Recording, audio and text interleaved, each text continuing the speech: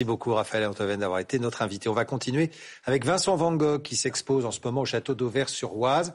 C'est dans ce village du Val d'Oise qu'il vécut les derniers jours de sa vie. Van Gogh, Les Derniers Voyages, offre aux visiteurs un aperçu de ce séjour durant lequel il a créé plus de 75 peintures en moins de 70 jours. L'exposition montre aussi quel fut le rôle de son frère Théo. Tania Watine avec Maïla Mendy.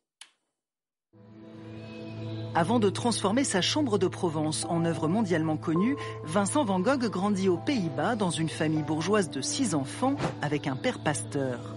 Ces tableaux classiques bercent son enfance car ses oncles sont des marchands d'art. Ce métier fera aussi le succès de son frère Théo, directeur d'une galerie parisienne.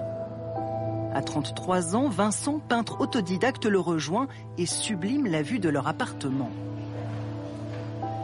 Quand il fait ce tableau, Vincent Van Gogh, ça fait quelques mois qu'il est à Paris. Et ça fait que quelques mois qu'il a compris ce qu'était l'impressionnisme. Et non seulement il l'a compris, mais il l'a avalé, digéré et appliqué avec une maîtrise qui montre qu'on a affaire à un très très grand artiste. Van Gogh fréquente Toulouse-Lautrec et tout le milieu artistique de Montmartre. Il adore et reproduit des estampes japonaises. Mais ce qu'il veut, c'est peindre la lumière de la Provence. Il s'installe à Arles et son succès auprès des connaisseurs est immédiat. Parmi les premiers qui ont vu les tournesols et qui sont épatés, il y a Paul Gauguin. Parce que Paul Gauguin, au mois d'octobre 88, finit par rejoindre Vincent Van Gogh, vient habiter avec lui dans la Maison Jaune. Et un des premiers tableaux qu'il voit, ce sont ces tournesols. Il avait tout de suite compris qu'il avait affaire à un chef-d'œuvre produit par un génie. Un génie qui va mal. Des voisins inquiets font une pétition pour qu'il soit interné.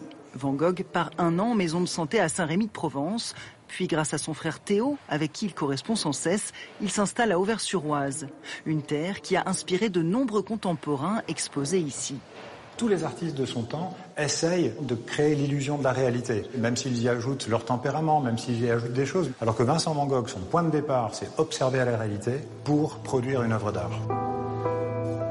Des œuvres reproduites à la perfection, comme celle-ci, qui représente le château d'Auvers-sur-Oise, où justement se tient cette exposition passionnante. Et nous en arrivons au sport de ce samedi avec vous, Cécile Claveau.